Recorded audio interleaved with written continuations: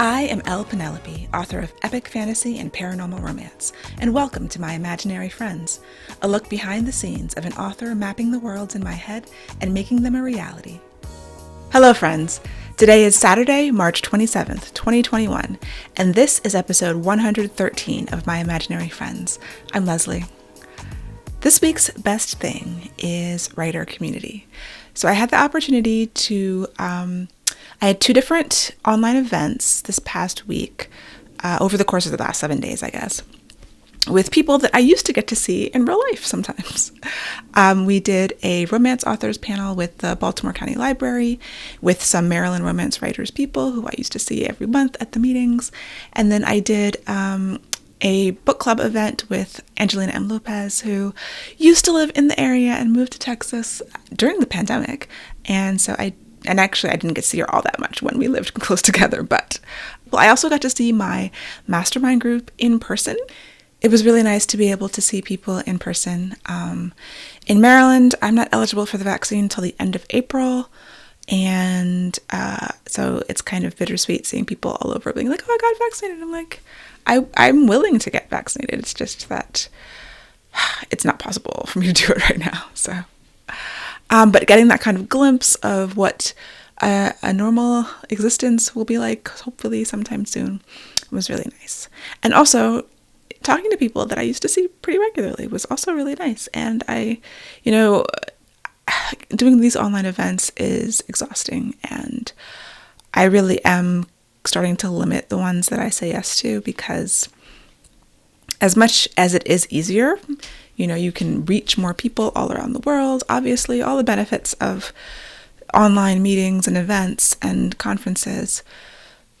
I think I shared on my Tumblr and on the Footnotes newsletter another article about why we're zoomed out and the disconnect psychologically of all the Zoom meetings.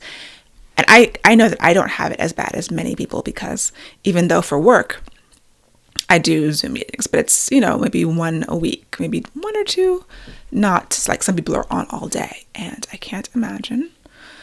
So anyway, that sort of glimpse of what a post-pandemic life will be, I hope.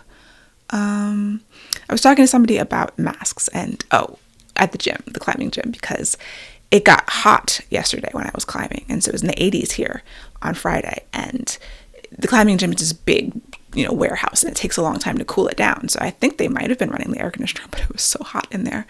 And climbing or doing any sort of physical activity in the heat with your mask on makes it worse. Like, I've gotten used to doing all my exercising with the mask on, and I finally found a great mask that doesn't fog my glasses, that fits my face. It's called Benny. I don't know. I'm not like an affiliate or anything, but I bought 5 of them. And they're not cheap, but they work. I spent a year testing out all these different masks for the one that I could wear while I was exercising with my glasses that fit right, fit on my nose and mouth. I have sort of a big head and small ears, so there's a lot of things going on with mask fitting. Anyway, I'll link to it if anyone cares. Yes, so what was I talking about? Masks and, what life would be like after maskless. And I'm looking forward to it, but I'm also like, when am I actually going to feel like 100% confident to walk outside or walk in a building without a mask on? Sometimes I envy the non-maskers for their blatant disregard for their own health and everyone else's health, must be nice to be that cavalier. Anyway, writing update. I found myself in an interesting position this week. So we celebrated the finishing of my draft last week, and I went into a new project. I worked on the synopsis for the new project, and I had to send it off for feedback and for, buy-in from the other people involved in that project. And I sort of had forgotten about that step. So I had planned to be just doing the first draft now, but it was like, I think when I sent in the synopsis and it was sent on to other people, I'm like, okay, other people are going to have to, sign off on this first. So that put me in a place where I don't have anything to write. Like I'm taking conscious time off from the heist project so I can get a little bit of time away from it. and then go back into a revision. And I still need a few more weeks away from it.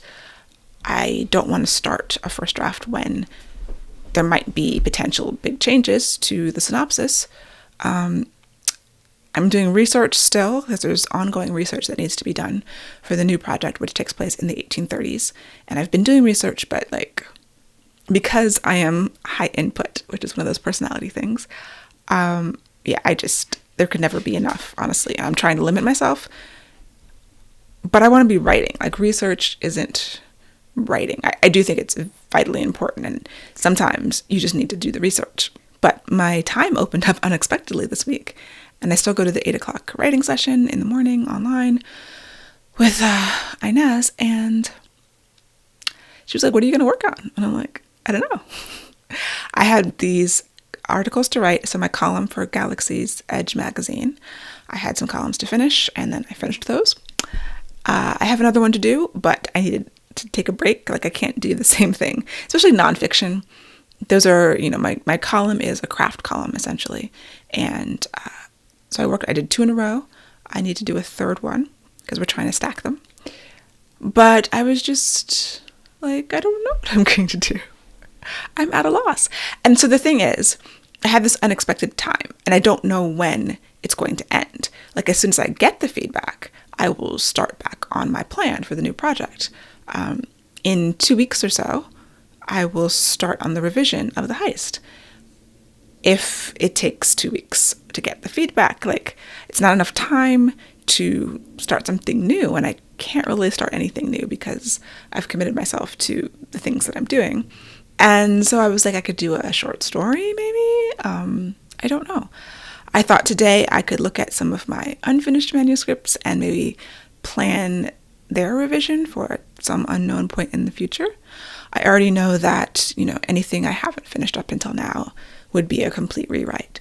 So, but I was just thinking about, I had an idea of one of them, and I had started writing it as a YA novel, and then I decided I don't want to be a YA novelist.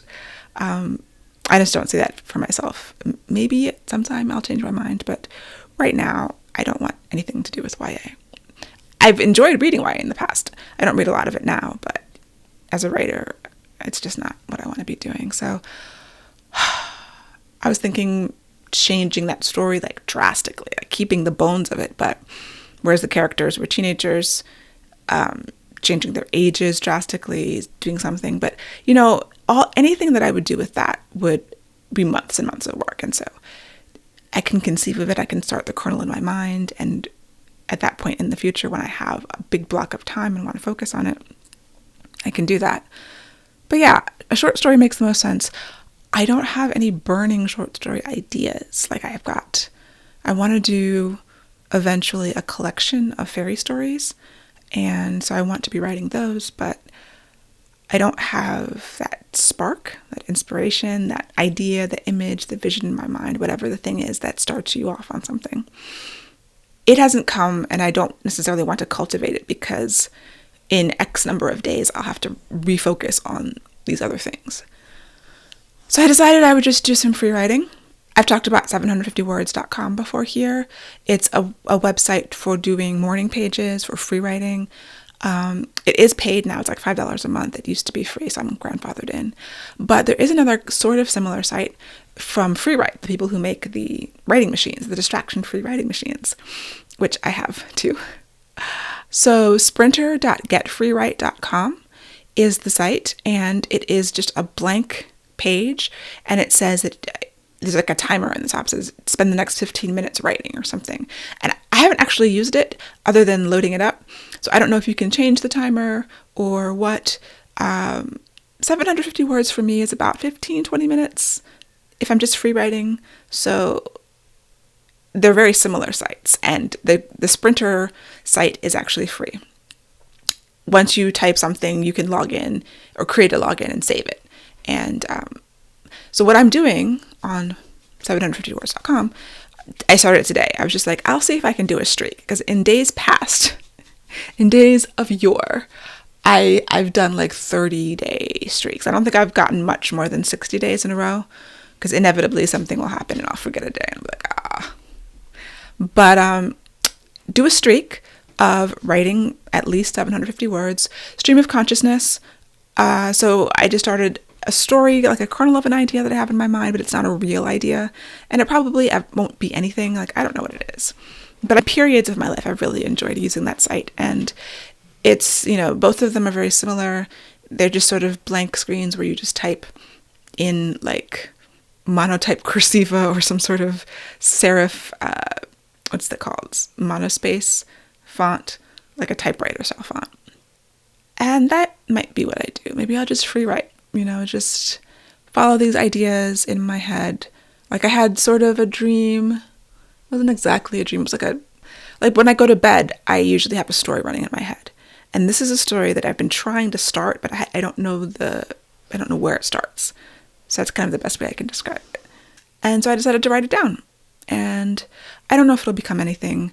My friend was like, oh, maybe you could do a short story for your newsletter or serialize something. And maybe, if it becomes something, but it's also really nice and freeing to explore. And as much as I don't like uncertainty, like I like knowing what I'm doing and planning it and scheduling it and having my deadlines, the uncertainty, if you embrace it, can be freeing. And I have really enjoyed, over many years of using this website, I could look at my archives and I exported them and reread them every couple of years, to see what I was doing.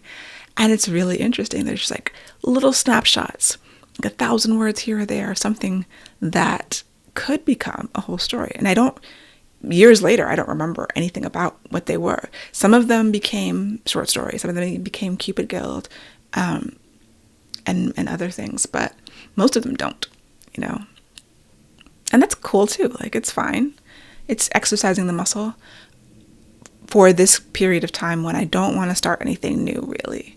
I don't think I have time to focus on a short story unless I find something that grabs me, and then I can make the time, That's kind of how it works. So that's what I'm doing for my writing. It's weird because there are these moments where you are waiting to hear back on something, you're waiting for feedback, you're waiting for edits, and you've got pockets of time, and you have to figure out what to do with them. Like, this is not the first time this has happened, definitely. It's just sometimes they're going to happen, and you can plan to fill them with something. And sometimes even when they're going to happen, it's not enough time to know what to fill it with, So I don't know. I could use it to read or fill the well, I guess. My fear is that if I don't sit down and keep the appointment and keep writing something, that it will be harder when I have to get back into it.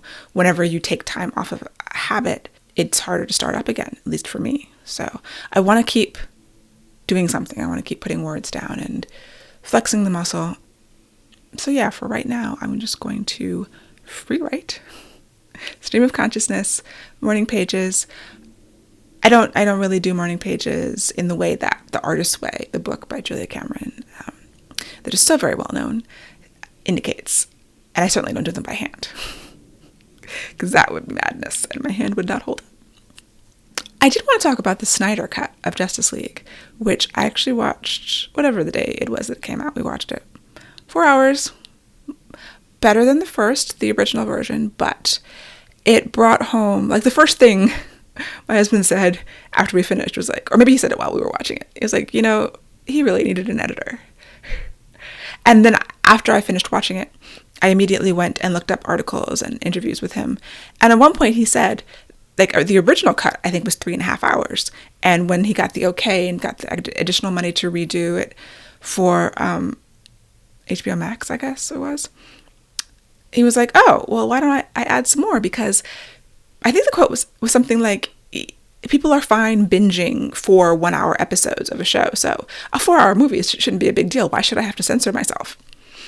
And yes, like, we physically can be in our homes and watch 4 hours of something. And I enjoyed it. I did. It was long, but I enjoyed it. That doesn't mean that you shouldn't edit yourself. And editing yourself is different than censoring yourself. And showing restraint is necessary in art. Like, I talk about having boundaries is necessary. Like, if I have a word count, a deadline, something that is a boundary that creates a sense of restraint. I think you have a better product. The best thing that ever happened to Steven Spielberg in Jaws when he was shooting that was that the creature, the shark didn't work. And so we had to film around it. And I'm sure at the time it was a huge debacle. And I think they went like way over budget, if I'm remembering correctly. But Jaws wouldn't be Jaws if you saw that shark the way that he had originally intended, right? You have these boundaries, constraints that make things better. Look at Blair Witch Project or Paranormal Activities, these movies with these shoestring budgets that exploded because the boundaries just helped. People like Christopher Nolan, I think, need more boundaries. Like, I watched Tenet. Someone needed some restraint and some editing and someone to reel them in. Like, you can have a really, and I think Christopher Nolan is a genius. I think his mind works in just very interesting ways, but everybody needs to be reeled in sometimes, especially artists. And I was thinking about this because on one of the panels that I was on this week, I think I was the only one who's currently traditionally published on the panel. The other three authors are self-published, and one of them had been traditionally published, or one or more of them had been. And, I don't feel like I need to defend traditional publishing. Sometimes the two worlds can be in conflict. There are people who love self-publishing, generally people who are extremely successful and make a lot of money off of it, often are very negative about traditional publishing. And I don't see so much in traditional published authors downing self-published authors. Mostly it's like, I don't want to do all that work. It's like, it's not right for my personality. It's not right for my budget, my pocketbook, and I don't want to do all that work. But I was making a point about editors because we had a question about editing and, distinguishing the different types of editing, developmental, copy edits, line edits, proofreading. And then into the traditional world, you have that, but you also have, it's coming from your acquiring editor. So there's the acquiring editor who buys your book, who is the advocate at the publishing house. And so you work with them, and generally they're your developmental editor. If you have developmental edits, sometimes they're your line editor. Sometimes you don't have line editor. Like I haven't been line edited with my traditionally published books as of yet, but you have a copy editor. Then there's the various proofreaders. When I first started self-publishing, when I was doing my research, as I was writing Song of Blood and Stone, and I was looking for editors to hire, my kind of fear was that someone that I hire, that I pay, are they going to be as honest with me because I'm paying them? And I think it was J.L. Laura, the author, who mentioned that too. She had gone through an editor who was just like, oh, everything's great, it's wonderful. And the various jobs in publishing, because it's collaborative and nobody is anybody's boss per se, you're working together, but there's agendas that you can't deny. And an agenda is not, I'm not using that pejoratively. It's like my agent. My agent works with me. She makes money when I make money. She doesn't work for me necessarily, and I don't work for her. We have the relationship where, and I love my agent. I do. I think she's great. But I also know that she has to both work with me and maintain positive relationships with the publishing houses and the editors for her to do her job for her other clients.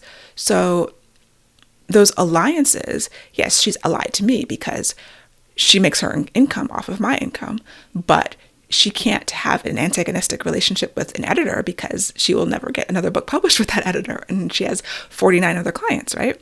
So in the same way that my acquiring editor at a publishing house, I don't work for her, even though she's technically paying me kind of, but we're collaborating. But at the end of the day, she could say, this book's not getting published anymore, right? And so it's like an interesting relationship there. And then an editor, a self-published editor, or an editor that you use for self-publishing that you hire and pay, you're hoping that they're going to be honest with the feedback. And I want them to be as honest as possible. I want all the editing you can give me. But I can imagine a situation where an author is not happy with the feedback and maybe doesn't use them again. And so then an editor is in a position where, oh, I gave them all the feedback, but it hurt their feelings, or they couldn't take it, or they were mad about it, or whatever. And now I don't have a client anymore. So maybe I give less feedback so I can keep my relationships with clients. If I was an editor, that would certainly be on my mind, right? So there's all these interesting layered relationships all in every part of publishing that I think about. And I've always been happy with my editor that I use for self-publishing. I recommend her, Danielle at Double Vision Editorial, if anyone is interested. She's high compliance like I am, and I love it. She will mark up everything, and I don't take all of her suggestions. And, I don't think you should ever take 100% of an editor's suggestions. It's very unlikely that 100% of them will be right for the book. But I like seeing what she thinks, even if I disagree, and I can make that choice. And that kind of lets me know that someone out there will probably have the same reaction to the book if I'm not if I'm not following her suggestions, if I decide to leave it in. But at least I know, and I've gotten that other perspective. And I don't remember what I actually said on the panel, but I was just trying to create that distinction that there's different kinds of relationships, and be aware of that regardless of what path you choose. I can certainly not accept all of my acquiring editors' suggestions, and my name is on the book at the end of the day, and I have to stand by everything that's in there. And so you balance that with, wanting to create the best story and have ownership of your work and be proud of it, and also be professional and easy to work with and have a good reputation. So yeah, just some things I was thinking about this week about publishing and writing. So my goals for this week, I don't have any. Okay, I've got to have some goals. I want to have a streak on 750words.com. I wonder if they have a similar thing on the Sprinter site. So if anyone tries it, let me know if they have a way for you to keep track of your daily writing and see if you do it every day and have streaks. What I like about 750 words is that you get little badges for your streaks, and I'm hoping to get another badge. I don't know how long a streak. I don't know if I want to put it out there and then, because I don't think I'm going to do a 30-day streak. How about a 7-day streak? Let's keep our goals SMART. I don't know what SMART stands for, but one of the M stands for measurable. So let's keep it measurable. 7-day streak. When I talk to you next week, I hope to have good news to report about my streak. And we will see what else falls into place and when I can redo my schedule again. And how long this period of exploration and freedom is nice, but it will drive me crazy if it doesn't end soon. So we shall see. But I will talk to you next week and give you an update. And I hope you have a wonderful week. For episode show notes and to get the Footnotes newsletter and get show notes in your inbox, go to myimaginaryfriendsshow.com. Subscribe wherever you get your podcasts and check out the video episodes on YouTube. I would really appreciate a rating or review to help support the show. And My Imaginary Friends is part of the Frolic Podcast Network. For more fantastic podcasts, go to frolic.media/podcasts.